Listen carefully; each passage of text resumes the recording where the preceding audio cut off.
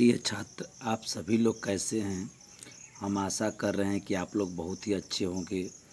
देखिए, अभ्यास 1 जिसका नाम है वास्तविक संख्या, गणित है कक्षा 10, प्रश्नावली 1.3।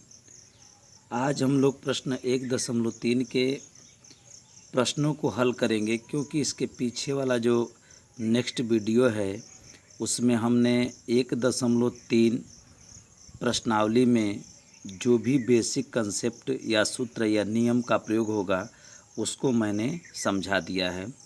तो आज प्रश्नावली 1.3 के प्रश्नों को हल करेंगे। तो देखिए, प्रश्नावली 1.3 में क्या है, तो प्रश्नावली 1.3 में अपरिमेय संख्या दी गई है। क्या दिया गया है? अपरिमेय संख्या दिया गया है और उसे अपरिमेय साबित करना है। अपरिमेय दे करके अपरिमेय साबित करना है। जैसे ऐसे देखिए, करणी 2, करणी 5, ये सब क्या है? अपरिमेय है। 6 + 2 करणी में 3, ये भी क्या है? अपरिमेय है। या 2 करणी में 3, यह भी क्या है? अपरिमेय है। सब क्या है? अपरिमेय है। भऋण में भी कर सकते हैं। 4 ऋण 2 करणी में 3, यह भी क्या है? अपरिमेय है। तो अपरिमेय दे करके और उसे अपरिमेय साबित करना है इस प्रश्नावली में। तो हम लोग इसके प्रश्नों को पढ़ने से पहले इसके उदाहरण को पढ़ेंगे और उसके बाद प्रश्नों को हल करेंगे। तो देखिए, आपकी किताब में दिया है प्रमेय 1.4 और उसमें सिद्ध कीजिए कि करणी 2 एक अपरिमेय संख्या है। ये तो सभी लोग जानते हैं कि करणी 2 क्या है? अपरिमेय संख्या है। ये सभी लोग जानते हैं। जानते हैं क्यों? देखिए, उस प्रकार की संख्या जो करणी के अंदर हो और करणी से बाहर न निकल पाए, या यदि करणी के बाहर निकल जाती है तो भी कुछ करणी के अंदर बचा रहे, तो उसे हम लोग क्या कहते हैं? अपरिमेय संख्या कहते हैं। जैसे मान लीजिए करणी 2 क्या है? अपरिमेय है। या परिभाषा में पढ़े होंगे कि जो परिमेय नहीं होती है उसे हम लोग क्या कहते हैं? अपरिमेय कहते हैं। या कोई ऐसे भी कह सकता है, करणी में दे करके 27 दे दिया और कहा कि साबित करिए कि ये अपरिमेय है। तो पहले तो हमें यह जानना चाहिए कि यह अपरिमेय है कि नहीं है। जैसे देखिए, इसका खंड करिए। खंड करेंगे 27 का तो 3 × 3 × 3 होगा ना? 3 × 3 × 3 होगा। तो इसमें का एक 3 आप बाहर निकाल देंगे, क्योंकि यहाँ पर कुछ नहीं रहता है तो 2 रहता है। और इसका कथन यही है कि 2 में से 1 को क्या करेंगे? निकाल देंगे। तो यह 3 2 में से है, 2 गो 3 में से एगो 3 निकाल दीजिए। 3 करणी में 3। बताइए, यह परिमेय है कि नहीं है? क्योंकि पीछे वाला वीडियो में मैंने बताया है कि परिमेय में गुणा करते हैं अपरिमेय का, तो जानते हैं क्या होता है? अपरिमेय होता है। तो देखिए, इस प्रश्नावली में अपरिमेय संख्या है और उसे हमें अपरिमेय साबित करना है। तो देखिए, सिद्ध कीजिए कि करणी 2 एक अपरिमेय संख्या है। तो देखिए, इसको हल कर रहे हैं। जब अपरिमेय दे करके और अपरिमेय साबित करने के लिए कहा जाए तो सबसे पहले आप मान लीजिएगा। क्या मान लेंगे? अपरिमेय दे करके अपरिमेय कहे तो उसे परिमेय मान लेंगे। माना करणी 2 एक परिमेय संख्या है। तो ये बताइए, यहाँ पर अपरिमेय दिया था और उसको आप क्या माने? परिमेय माने। अर्थात कहने का तात्पर्य है कि आप उल्टा माने। तो इसलिए इसको लिख देंगे हम विपरीत नियम, या किताब में लिखा है विरोधाभास युक्ति, इसको भी यहाँ पर लिख सकते हैं। और उसके बाद एकदम देखिए, यह फिक्स चीज़ मैंने लिखा है, करणी 2, करणी 7, करणी 11, करणी 13, कुछ भी देगा तो सबसे पहले आपको इसमें यह लाइन आपको याद करना पड़ेगा। सबसे पहले आप लिखिएगा, अगर करणी एक परिमेय संख्या है, 2 सह अभाज्य पूर्णांक p तथा q जहाँ q is not equal to 0। समझ रहे हैं? उसके बाद 2 सह अभाज्य पूर्णांक लीजिएगा। तो सअभाज्य पूर्णांक का मतलब क्या होता है? देखिए मैंने बताया है कि दो संख्याओं का ऐसा युग्म जिसमें एक के अतिरिक्त उसका कोई उभयनिष्ठ गुणनखंड न हो उसे सअभाज्य पूर्णांक कहते हैं। जैसे देखिए यहाँ पर ऐसे हो गया, 3 हो गया, 5 हो गया, यह सअभाज्य पूर्णांक है। जानते हैं क्यों? क्योंकि इन दोनों में एक के अतिरिक्त कोई उभयनिष्ठ गुणनखंड नहीं। जैसे देखिए यहाँ पर कर दे रहा हूँ, 3 बराबर, इसका खंड करिए 1 गुणे 3, ठीक है। 5 का खंड करिए 1 गुणे 5। बताइए इन दोनों में कौन ऐसी संख्या है जो दोनों में उपलब्ध है? तो 1 उपलब्ध है। क्या है? 1 है।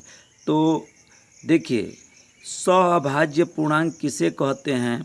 तो उसमें कहेंगे कि संख्याओं के ऐसा युग्म जिसमें एक के अतिरिक्त कोई उभयनिष्ठ गुणनखंड न हो उसे सअभाज्य पूर्णांक हम लोग कहते हैं। अब देखिए क्या करेंगे, अब तो दो सअभाज्य पूर्णांक p तथा q, जहाँ q is not equal to 0। अब ऐसे करेंगे, कर्ण 2 आपने परिमेय माना है, देखिए परिमेय माना है, इसको p बटा, देखिए कर्ण 2 को आप परिमेय माने हैं तो परिमेय किसे कहते हैं? उस प्रकार की संख्या जो p बटा q के रूप में लिखे। तो कर्ण 2 बराबर आप लिख दीजिएगा p बटा में q। हो गया, p बटा में क्या लिख दिए? q लिख दिए, p बटा में q। अब क्या करिए कि तिर्यक गुणा कर दीजिए। क्या करिए? तिर्यक गुणा कर दीजिए। तो कर्ण 2 और यहाँ पर तिर्यक गुणा होगा तो q बराबर p। हो गया, कर्ण 2 q बराबर p। अब दोनों पक्षों का वर्ग कर देंगे, इसका भी वर्ग करेंगे और इसका भी। देखिए ये फिक्स चीज़ है, आप अपरिमेय साबित करना होगा तो आप सबसे पहले परिमेय मानिएगा, दो सअभाज्य पूर्णांक p तथा q लीजिएगा, उसके बाद उसको बटा में, यहाँ पर a और b भी लिख सकते हैं, कुछ भी लिख सकते हैं, r और s भी लिख सकते हैं, और तिर्यक क्या करिएगा? गुणा करिएगा, दोनों पक्षों का वर्ग करिएगा। देखिए अब सवाल जब हम बनाएंगे तो हर सवाल में यह आएगा, वर्ग कर रहे हैं, वर्ग करेंगे तो देखिए मैं वर्ग यहाँ इसको दिखा दे रहा हूँ, कर्ण 2 q का वर्ग क्या होगा? तो देखिए कर्ण 2 q गुणे कर्ण 2 q। तो देखिए इस कर्ण 2 में इस कर्ण 2 का गुणा होगा तो 2 हो जाएगा, और q में q का गुणा होगा तो क्या हो जाएगा? q स्क्वायर हो जाएगा।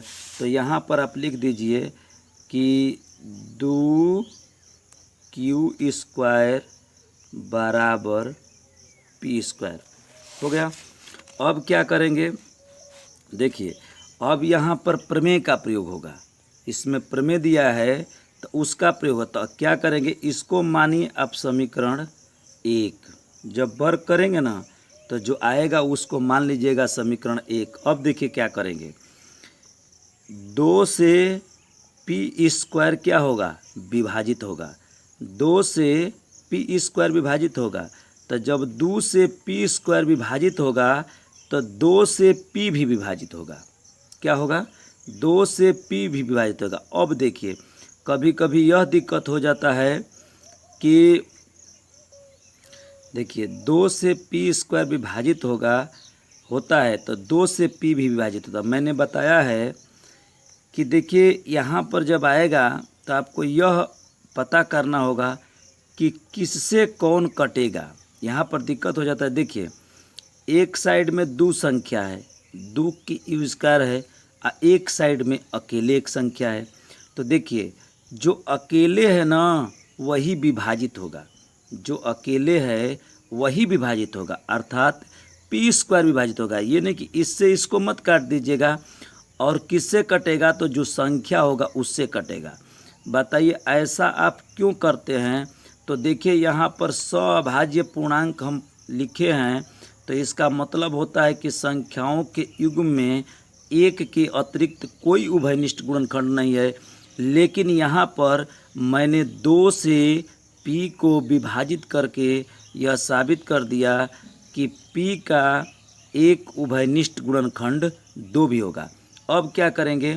अब यहाँ मानेंगे, एकदम फिक्स चीज़ है, हर प्रश्न में आएगा। तो बताइए 2 से p विभाजित 2 से p भी विभाजित होता है। तो बताइए किसके बराबर किसको मानेंगे? बताइए इसमें कौन कटा है? p कटा है ना, तो आप p बराबर बनेंगे। p बराबर किससे कटा है? तो 2 से कटा है। तो दो जो कटा है उसके बराबर जो काटा है उसको मानेंगे। तो कुछ मान लीजिए p बराबर 2m। अब क्या करेंगे? p बराबर 2m समीकरण 1 में रख देंगे।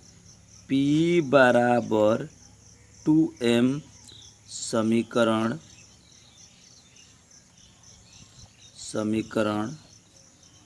1 में रखने पर एकदम देखिए, आप थोड़ा सा भी घबराएंगे नहीं, एकदम आराम से देखेंगे, समझ में आएगा। हर सवाल में ऐसा ही करेंगे। p बराबर 2m समीकरण 1 में रखेंगे तो समीकरण 1 यह है। तो चलिए इसको मैं लिख दे रहा हूँ। 2q² बराबर p स्क्वायर, यह समीकरण 1 है। इस p के जगह पर यह 2m रखेंगे। 2q स्क्वायर बराबर, यहाँ पर इसको रख दीजिए 2m का इस तरह से वर्ग हो जाएगा। एक सवाल समझ लेंगे सभी इसी पर बन जाएगा। देखिए 2q स्क्वायर, अब इसका वर्ग करेंगे अर्थात इसका 2 बार गुणा करेंगे। 2m गुणे 2m, तो जब 2m गुणे 2m करेंगे तो 2 में 2 का गुणा होगा 4 और m का गुणा होगा m स्क्वायर। अब इस 2 से इस 4 को काट दीजिए तो हो जाएगा q स्क्वायर बराबर 2m स्क्वायर। अब क्या करेंगे? जैसे यहाँ पर आप लिखे थे कि 2 से p स्क्वायर विभाजित है, उसी तरह से यहाँ पर करेंगे कि 2 से q स्क्वायर विभाजित है। क्यों? देखिए जो अकेले है वही विभाजित होगा, और एक साइड में दुगो है और एक साइड में एक है। तो जो एक है अकेले है उसको काटना है। अर्थात देखिए जो सह पूर्णांक p और q माने थे ना, तो एक बार प्रश्न के बीच में मैंने p को विभाजित किया है। किससे? 2 से। अब उसी 2 से किसको विभाजित करेंगे?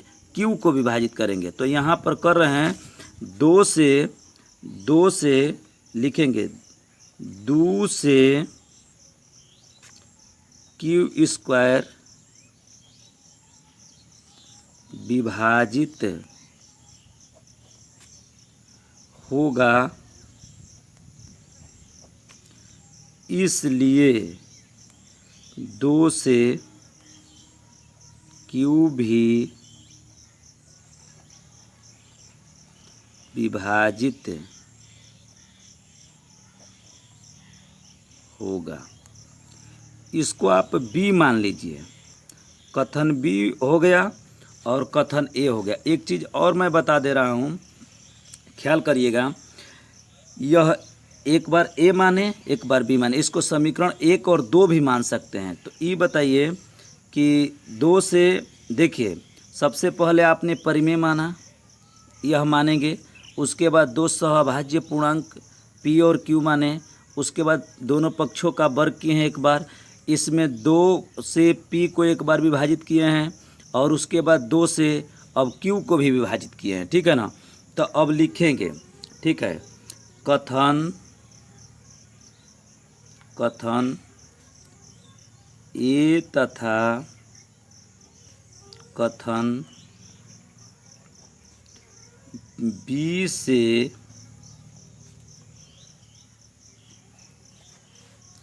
देखिए कथन ए तथा कथन बी से हम कह सकते हैं,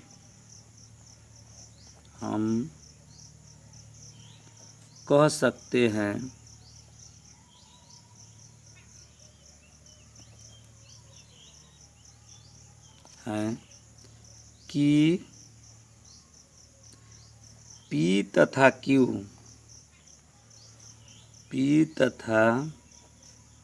Q का उभयनिष्ठ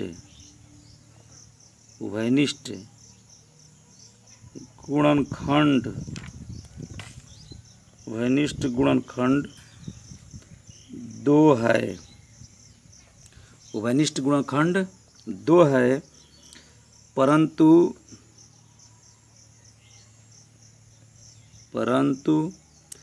यह इस तथ्य का, ये आपको लिखना पड़ेगा, तथ्य का विरोध करता है, विरोध करता है। सही बात है। देखिए P और Q का उभयनिष्ठ गुणनखंड क्यों 2 हो गया है? क्योंकि P को 2 से एक बार विभाजित किए हैं और 2 से एक बार Q को भी विभाजित किए हैं, इसीलिए P और Q का उभयनिष्ठ गुणनखंड 2 हो गया है। परंतु यह इस तथ्य का विरोध करता है। विरोध इसलिए करता है क्योंकि इसको सअभाज्य पूर्णांक माने हैं, और सअभाज्य पूर्णांक उसे कहते हैं जिसका 1 और 1 के अतिरिक्त कोई उभयनिष्ठ गुणनखंड न हो। अब देखिए विरोध करता है कि P और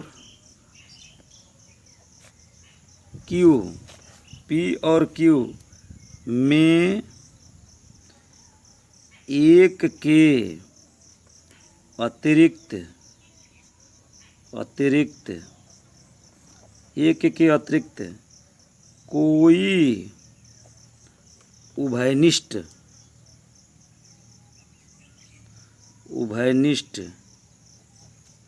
गुणनखंड नहीं है। गुणनखंड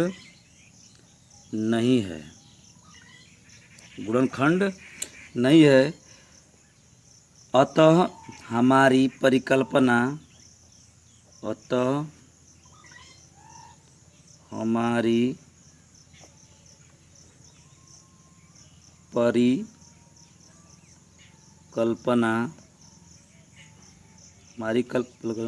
परिकल्पना गलत है। अतः कर्णी 2 अपरिमेय संख्या है।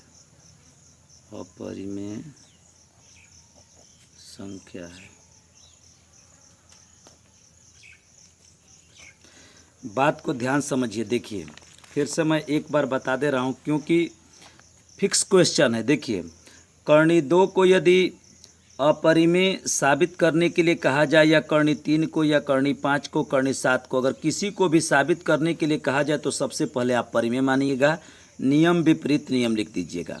सभी सवाल में हल करेंगे और भी हल करेंगे। देखिए 2 सहभाज्य पूर्णांक लीजिएगा, 2 सहभाज्य पूर्णांक P और Q। सहभाज्य पूर्णांक का मतलब आपको बता दिए हैं, 2 संख्याओं का ऐसा युग्म जिसमें 1 के अतिरिक्त कोई उभयनिष्ठ गुणनखंड न हो। उसके बाद उसको बटा में लिख करके तिर्यक गुणा करिएगा, दोनों पक्षों का क्या करिएगा, वर्ग करिएगा। अब देखिए यहाँ एक बार वर्ग करने के बाद जो P और Q लिए हैं उसमें का P जो है एक बार 2 से विभाजित होगा और एक बार Q भी 2 से विभाजित होगा। देखिए यहाँ पर जब मान रखे हैं तो देखिए यहाँ पर 2 से P विभाजित हुआ है और यहाँ पर 2 से Q विभाजित हुआ है, अर्थात कह रहा है कि कथन एक A बन गया, एक यह A हो गया और एक कथन यह B हो गया। तो A और B से हम कह सकते हैं कि P और Q का उभयनिष्ठ गुणनखंड 2 है। देखिए उभयनिष्ठ गुणनखंड क्यों 2 हो गया, क्योंकि देखिए एक बार P जो है 2 से भी कटा है और Q भी 2 से कटा है, अर्थात P और Q दोनों यह 2 से कटा है। तो जब दोनों यह 2 से कटा है अर्थात दोनों के खंड में 2 है, इसलिए P और Q का उभयनिष्ठ गुणनखंड 2 होगा। परंतु यह इस तथ्य का विरोध करता है। क्यों? हमने ऊपर जब सहभाज्य पूर्णांक लिखा था तो उसमें बात यही था कि P और Q में 1 के अतिरिक्त कोई उभयनिष्ठ गुणनखंड नहीं है, अतः हमारी परिकल्पना गलत है, इसलिए कर्णी 2 क्या है, अपरिमेय संख्या है। नेक्स्ट देखिए अगले प्रमेय को मैं बनाऊंगा।